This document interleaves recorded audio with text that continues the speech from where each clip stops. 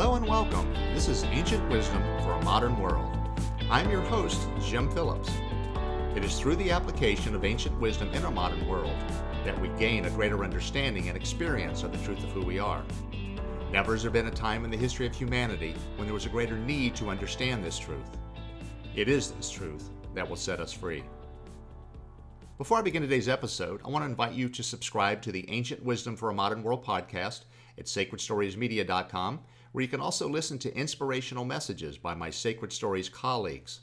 Additionally, if you'd like more information on my work and my message and free downloads, please visit my personal website at www.livinginfullexpression.com. And lastly, if you'd like to purchase a copy of my book, The Key to Life, you can do so through my publisher at sacredstoriespublishing.com. You can also find it on Amazon.com and BarnesandNoble.com. And if you're within the continental United States, you can order a signed copy of the book directly from me by sending me your contact information through my website. Again, www.livinginfullexpression.com. So what is this thing that we call ancient wisdom? What is it that I've been sharing with you over the course of these last several months regarding ancient wisdom? I asked some of my colleagues to define ancient wisdom. Here's some of their responses. Ancient wisdom are messages that have withstood the test of time. It's eternal wisdom. Another said that they think of wisdom, or more precisely, again, eternal wisdom, rather than ancient wisdom, because ancient can bring up connotations of it being outdated. Well, I find it interesting that there are many ways we can define ancient wisdom, and it's all based on our own unique perspective. However, it would also appear that ancient wisdom, or eternal wisdom, is the truth of which we are all a part. Now, in considering what all of my colleagues have said about ancient wisdom, I also have my own definition. Here's what I believe ancient wisdom to be. Ancient wisdom provides the instructions for removing the layer upon layer of untruths that have been heaped upon us so that we might reveal to ourselves the truth of who we are. Ancient wisdom is this truth. I've done a lot of reading and research on the topic of ancient wisdom as I've done this podcast and in some of my writings. And I don't do it so much to understand the concept of ancient wisdom itself, but really to find and understand the guidance that's contained within that wisdom. I also receive a lot of information from other people while I'm doing my research, and this is from people who do work similar to mine, who are willing to share their thoughts on life and who we are and what we're here to do. I also want to know what, in their opinion, is the best approach for us to take to life. Now, we all know there's limitless information available to us, primarily because of the internet. I don't know about you, but for me, this proves to be overwhelming at times. And when I get overwhelmed, the question that arises for me is, how do I discern what is right for me at this moment, while not missing out on something that truly might prove to be beneficial? Well, I was overwhelmed at this one point in time while I was writing The Key to Life, and I decided to seek guidance on how am I to move through this information? How am I to discern what is best for me, what is best for the book? And this guidance came in the form of two questions. The first question was, will this information move me further along my life's path? Second question was, will this information lessen or eliminate suffering? Now, I want you to understand that suffering, as I am using it in this question, is the experience that's caused by our holding on to anything that does not serve our highest and best good. This can be thoughts, beliefs, it can even be people or experiences that we allow to influence in negative ways how we live today. What I found is by utilizing these questions, I've been able to drastically reduce the amount of information that I review, which then creates the space for the information that I need that moves me further along my life's path and eliminates any of the suffering that I might be experiencing. What I also found, though, is that as I continue to focus more and more on the information that's in my highest and best good, more and more that information shows up. Now, it's not only information that shows up, but people started showing up at the perfect time, offering what I most needed in that moment. As I review where I am along my life's path, and this is really in comparison to where I ultimately want to be and will be, but I look at my achievements and any experiences I've had to date. And what I've come to understand is that everything has been the result of a collaboration.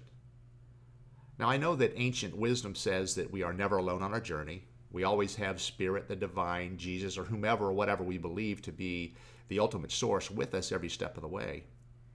However, what I'm speaking of is collaboration on the earth plane that results in our achievements and experiences as an individual, as well as the achievements and experiences of the collective. So what is collaboration? Collaboration is the interaction of two or more people resulting in something greater than what could be achieved through solitary actions. It's synergy. It's where 1 + 1 = 3. And while we might think of collaboration in terms of two or more people working together to achieve a common objective, collaboration is really any two or more components working in concert that results in an outcome that would not have been achieved were it not for the collaboration. Collaboration is not a new term, but we're finding it is finding new life as more people and more businesses use it as a means to invite and engage the complementary skills and talents of others in meaningful endeavors. As human beings, we're always looking for ways to belong and to contribute. Collaboration offers that opportunity for us to experience both. Of course, in our past, collaboration was paramount to the survival of a tribe or the community to which we belonged, and everyone had a role that contributed to the overall well-being of that tribe. Here's the paradox of collaboration, though, and that is that it's not always the simultaneous efforts of two or more components. It could be anything that is achieved or experienced as a result of what preceded it, and upon which the new achievement or experience was built. Therefore, virtually every achievement is a collaboration. And I have a quote that really sums this up for me, and that's every meaningful achievement is a result of a collaboration, and every achievement is meaningful. I have to be honest, I struggle with collaboration, at least the idea of collaboration. There's this need in me that wants to know that I've achieved something meaningful as a result of my own efforts, and not the combined efforts of anyone or anything else. And yet I know that whenever I engage the contributions of others, what results is always greater than what I might have done on my own. Why then do I resist collaboration? One reason might be that I subconsciously feel that if I allow others to contribute to what I am creating, it somehow diminishes the value of my work. It didn't come exclusively from me, therefore how can I claim it as mine? Another reason, and this follows on the coattails of the first, is the sense that if I allow others to collaborate with me, it diminishes my sense of self-worth. If I can or didn't do this by myself, am I truly worthy of the benefits that might result? Am I alone in these thoughts, or have you ever had these thoughts or experiences? What I've come to know is that collaboration is inevitable, and collaboration has three primary benefactors. The first benefactor is me, or whomever has sought the collaboration of others. What results by engaging the support and talents and efforts of others will result in something greater than what might have been experienced or achieved through one's seemingly solitary efforts. The second benefactor are those who willingly give of their time, their talents, and efforts to bring about the objective of the collaboration. They have the opportunity to experience the belonging and contribution that we as human beings seek in and from life. They derive greater meaning and fulfillment as a result of knowing they have contributed to something grander than they might have experienced or achieved on their own. And the third benefactor is all whose lives are changed for the better as a result of what was achieved through the collaboration. This could be one person, it could be 100 people, it could be all of humanity. Collaboration takes form in several ways.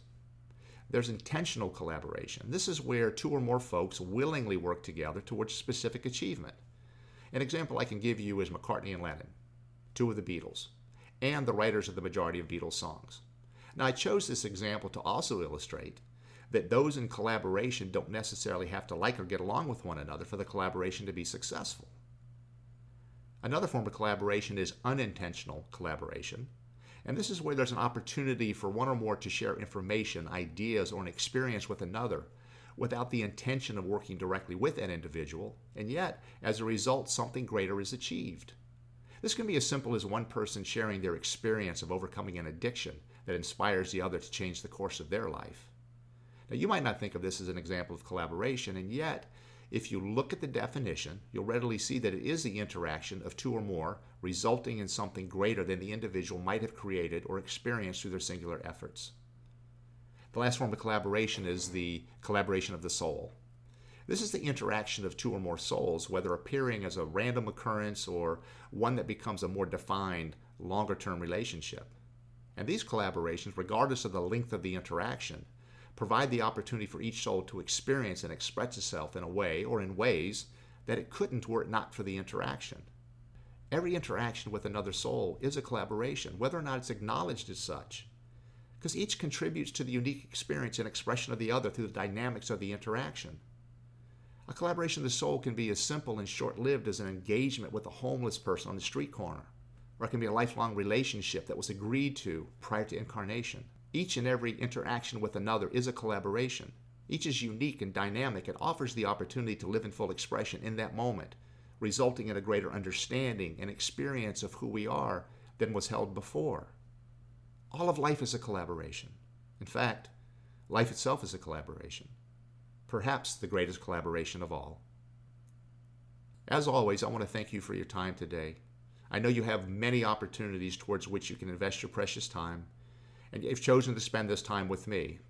I want you to know how greatly it is appreciated. If you have any questions or comments on today's podcast, or you have a suggestion for a future podcast, please email me at jim@prosperitybydesign.com. I look forward to continuing our conversations. We bring more ancient wisdom into our modern world that will change not only our personal lives, but the world as we know it into a more peaceful, more loving, more kind and joyful experience for all. Until next time, I'm Jim Phillips, and you've been listening to Ancient Wisdom for a Modern World.